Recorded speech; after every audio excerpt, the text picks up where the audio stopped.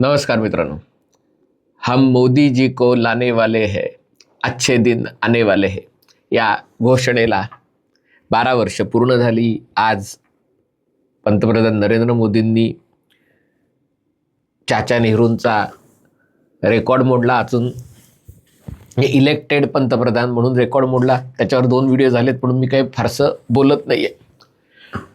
पण एका प्रकारे भाजपा 2024 सालच्या धक्क्यातून, म्हणजे लोकसभा निवडणुकीत जो धक्का बसला, 240 जागा मिळाल्या, त्याच्यातनं सावरून पुन्हा आता यशाच्या शिखरावर पोचला असताना बंगालमध्ये नुसती भाजपची सत्ता आली नाही तर भाजपाकडे विरोधी पक्षही आला. अशा सगळ्या गोष्टी होत असताना येत्या ते पावसाळी अधिवेशनात लोकसभेच्या सरकार पुन्हा एकदा महिला आरक्षण विधेयक आणि एक घटना दुरुस्ती, त्याच्यासाठी डिलिमिटेशन करणं हे करणार का, हा लाख मोलाचा प्रश्न आहे. एप्रिलमध्ये बंगालमधल्या आणि तामिळनाडूमधल्या निवडणुकांच्या मध्येच सरकारने एक विशेष अधिवेशन बोलावलं होतं आणि त्या अधिवेशनानुसार एका प्रकारचं डिलिमिटेशन या 2011च्या जनगणनेनुसार करून राज्यांमध्ये जागा वाटून सध्याच्या जागा आहेत त्याच्यात प्रत्येक राज्याला 1/3 म्हणजे निम्म्या 50% जागा जास्त देऊन संसदेमध्ये 1/3 जागा वाढवायच्या. एकूण 850, म्हणजे त्याच्यातनं काही पूर्णांक अपूर्णांक यामुळे 1/3 पेक्षा थोड्या जास्त होतात. आणि मग त्या जागांपैकी 1/3 जागा या महिलांसाठी राखीव ठेवायच्या. अशा प्रकारे महिलांना आरक्षण देणंही शक्य झालं असतं. त्याचबरोबर कोणत्या राज्यांना आपल्यावर अन्याय झाला असं वाटलं नसतं. आणि भविष्यात म्हणजे जनगणनेनंतर जे डिलिमिटेशन होणार आहे झालं असतं तर एक वेगळं आणि भयंकर वास्तव समोर येणार आहे. काही राज्यांची लोकसंख्या खूप वेगाने खाली घसरली आहे, काही राज्यांची लोकसंख्या अजूनही वाढते आहे. आणि त्या परिस्थितीवर आधारित जर डिलिमिटेशन झालं तर देशात राज्यामध्ये समाजामध्ये संघर्ष निर्माण होण्याची भीती होती. आणि म्हणून मोदी सरकारने निवडणुकांच्या मध्येच हे विधेयक संसदेचं विशेष अधिवेशन बोलवून हे विधेयक आणलं होतं. पण विरोधी पक्षांनी आडमुठेपणा करून ते विधेयक परास्त केलं. सरकारला फक्त 298 मतंच मिळाली, म्हणजे बहुमताला 272 मतं हवी आहेत. त्याच्यापेक्षा 26 मतं जास्त मिळाली. पण तरी देखील विरोधी पक्षांनी एकजूट दाखवून हे विधेयक हाणून पाडलं. पण 2 महिन्यात परिस्थिती आमूलाग्र बदललेली आहे. 298 जागा NDAला होत्या. आता त्या 298मध्ये असं म्हटलं जातं आहे तृणमूल काँग्रेसचे आणखीन 20 खासदार त्याच्यात जर सहभागी झाले तर हा आकडा होतो 318चा. तामिळनाडूमध्ये जर DMKने ठरवलं, कारण DMK आता एकटा पडला आणि DMK पण शरद पवारांनी जर आपला राष्ट्रवादी कोणावरनं कॉपी पेस्ट केला असेल तर ते DMK सगळं राजकारण, त्यांनी हिंदू द्वेषाचं राजकारण इथे रुजवलं. यांनी इथे हिंदू अधिक ब्राह्मण द्वेषाचं राजकारण शरद पवारांनी सेम म्हणजे तिथे कनिमुळी आहे, इथे सुप्रियाताई आहेत, सगळं सेम आहे. पण आता DMK सत्तेशिवाय जगू शकत नाही. आणि जर TVK सत्तेवर राहणार असेल आणि अण्णामलाई जर एक स्वतंत्र संघटनाकडून त्यांना आव्हान देणार असतील तर DMKचं काय होणार हा प्रश्न आहे. AIADMK पण त्याचं अस्तित्व संपेल असं चित्र आहे. म्हणजे तामिळनाडूमध्ये एकीकडे TVK आणि केंद्रातनं भाजपाचं सरकार, यात कोंडीमध्ये DMK फारसा राहू शकत नाही. आणि त्यामुळे जर आत्ता जागांचा हिशोब केला तर भाजपाकडे 240 जागा आहेत, काँग्रेसकडे 99 जागा आहेत. त्या काही काँग्रेस सोबत येणार नाही. आता एक 100वी जागा काँग्रेसला मिळाले. समाजवादी पक्षाकडे 37 जागा आहेत. त्यांचंही गणित फेब्रुवारी 2027 पर्यंत बदलणार नाही. त्यामुळे तो एक चान्स आहे. जर फेब्रुवारीमध्ये उत्तर प्रदेशात भाजपाचा मोठा विजय झाला तर समाजवादी पार्टीची ही तीच अवस्था होऊ शकते जी आत्ता तृणमूल काँग्रेसची झाली. तृणमूल काँग्रेसकडे चौथा सगळ्यात मोठा पक्ष आहे, त्यांच्याकडे 29 जागा आहेत. या 29 पैकी 20 जण आत्ता भाजपासोबत आले आहेत अशी चर्चा आहे. म्हणजे 240 अधिक 20 260 होतात. त्याच्यानंतर पुढचा पक्ष आहे TDP जो भाजपाच्या सोबत आहे. 260 अधिक 16 276 होतात. त्यानंतर JDU आहे 276 अधिक 12 म्हणजे 288 होतात. म्हणजे JDU सोबत आला की 288 होतात. मग पुढचा नंबर लागतो उबाठाचा. उबाठाकडे 9 जागा आहेत, 9 खासदार आहेत.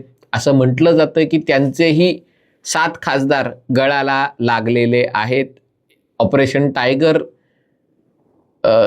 एका प्रकारे प्रोग्रेसमध्ये आहे, म्हणजे कार्यपथावर आहे.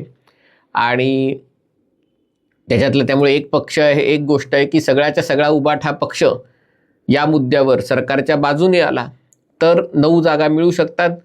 तसं नाही झालं आणि 7 जण जर त्यांच्यातले फुटले तर 288 अधिक 7 295 जागा मिळू शकतात. राष्ट्रवादी काँग्रेस, शरदचंद्र पवार गट आता तर काय व्याही झालेले आहेत आणि त्यामुळे 295 यातले 8तले किती येऊ शकतात किंवा शरद पवार गेल्याला पाठिंबा दिला नव्हता, पण जर तो पाठिंबा आत्ता मिळाला तर 298 आणि 8 306 जागा होऊ शकतात. बाकी जे छोटे पक्ष आहेत त्याच्यामध्ये 7 जण अपक्ष आहेत. ते भाजपासोबत यायला काही अडचण नाही. 312 झाले. शिवसेनेचे 7 आहेत, 319 झाले. लोजपा 5 आहेत, 324 झाले. YSRCP 4 जागा. आता त्या काही जण म्हणतात काँग्रेसमध्ये जाईल, काही जण म्हणतात या मुद्द्यावर जगनमोहन पाठिंबा देतील. मी आत्ता तो धरलेला नाही आहे. 324. कम्युनिस्ट काही येणार नाहीत, RJD काही येणार नाही, आम आदमी पार्टी येणार नाही, झारखंड मुक्ती मोर्चा सांगता येत नाही पण येणार नाही, इंडियन मुस्लिम लीग अजिबात येणार नाही, कम्युनिस्ट CPI 2 येणार नाही, जनता दल सोशलिस्ट येऊ शकते म्हणजे 326 झाले. CPI मार्क्सिस्ट लेनिनिस्ट अजिबात येणार नाही. बाकी JNP येऊ शकते, साधारणतः 328 330 झाले. राष्ट्रीय लोकदल 332 झाले. म्हणजे बघा अजूनही हा आकडा 360 कडे जाताना दिसत नाहीये, पण तो जाऊ शकतो. जसंही म्हटलं की फक्त DMK आणि तृणमूल काँग्रेस हे जरी सोबत गेले तरी 22 आणि 20 44 जागा या 42 जागा मिळू शकतात. म्हणजे आपल्याला होतात 340 जागा आणि मग शेवटच्या 20-25 जागांचा सवाल आहे.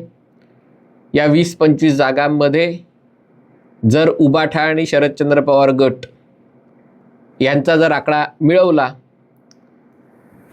तर 15-20 जणच राहतात. मग पुन्हा एकदा काहीतरी तोडफोड करणं, खासदारांना दांडी मारायला लागणं, असं करून हे विधेयक पास होऊ शकतं. आणि म्हणून अजूनही मला या प्रश्नाचं उत्तर मिळालेलं नाही आहे की मोदी सरकारचं नेमकं उद्दिष्ट काय आहे, की या पावसाळी अधिवेशनामध्ये हे करणं. खरं तर हे असं करायची गरज नाही आहे. म्हणजे जे विधेयक आहे डिलिमिटेशन आणि महिला आरक्षण हे देशाच्या राष्ट्रीय हितासाठी आहे.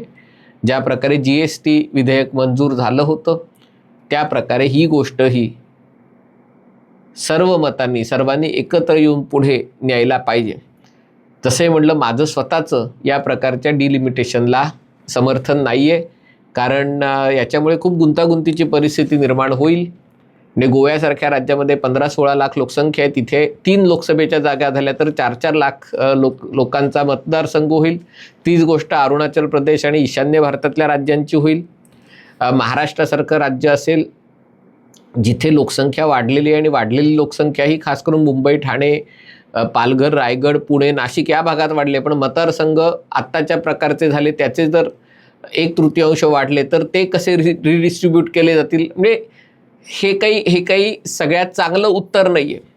पण हा मध्यम मार्ग आहे. आणि जेव्हा तुम्ही देश म्हणून पुढे जात असता आणि तेव्हा त्याच्यातनं हितसंबंध तयार झालेले असतात, प्रांतिक पक्षाचे हितसंबंध तयार झालेले असतात, राष्ट्रीय पक्षांचे हितसंबंध असतात, त्यातनं एक मध्यम मार्ग काढून, जरी सरकारचा विरोध असला, जरी एकमेकांशी पटत नसलं तरी मधला मार्ग काढणं शक्य होईल. पण तिथे या विरोधी पक्षांनी कर्मदरिद्रीपणा दाखवला आणि जे विशेष अधिवेशन बोलवलं होतं त्याच्यामध्ये मोदी सरकारचा पराभव संसदेच्या सदनामध्ये, पराभव म्हणजे बहुमत गेलं नाही आहे, पण 2/3 बहुमत हवं होतं, ते काही सरकार उभं करू शकलं नाही आणि एका प्रकारे सरकारचा पराभव झाल्याची भावना त्याच्यामध्ये झाली. याला जर स्वतःचं यश समजत असतील तर अवघ्या 2 महिन्यामध्ये परिस्थिती मोठ्या प्रमाणावर पालटलेली आहे. आता प्रश्न आहे की हे सगळं समजून आता पावसाळ्यानंतर विधेयक मंजूर करून घेतील का फेब्रुवारी 2027मध्ये उत्तर प्रदेशची निवडणुका लागले की जी गोष्ट समाजवादी पार्टीची, म्हणजे जी तृणमूल काँग्रेसची झाली तीच गोष्ट समाजवादी पार्टीच्या बाबतीत झाली, त्यांचे लोक फुटले, तर हे विधेयक तेव्हा कारण तोपर्यंतही जनगणना झाली नसेल, जनगणना प्रोग्रेसमध्ये असेल आणि त्यामुळे पुढच्या अर्थसंकल्पीय अधिवेशनात जरी हे करण्यात आलं तरी तोपर्यंत संधी आहे. आता हे विरोधी पक्षांनी ठरवायचं आहे की घी सीधी उंगली से निकलना है या उंगली टेढ़ी करनी है या डब्बा गैस पर रखना है. पण विरोधी पक्षाच्या अनेक नेत्यांना नुसता डबाच नाही तर घी खा के गॅस पे बैठने की आदत आहे. तूप खाऊन गॅसवर स्वतःचा पार्श्वभाग जाळून घ्यायची हौस असलेले विरोधी पक्षात अनेक जण आहेत आणि त्यामुळे ते त्यांच्या कर्मानुसार आणि त्यांच्या बुद्धीनुसार वागणार. पण 2 महिन्यात परिस्थिती पालटलेली आहे आणि थोडा जोर लावला तर मोदी सरकारला पावसाळी अधिवेशनामध्ये महिला आरक्षण विधेयक आणि घटना दुरुस्ती मंजूर करून घेणं शक्य आहे. हा व्हिडिओ आपल्याला आवडला असेल तर कृपया लाईक करा, शेअर करा आणि चॅनल सबस्क्राईब करण्याची विनंती आहे. तुर्तास इथेच थांबतो. पाहत रहा MH48.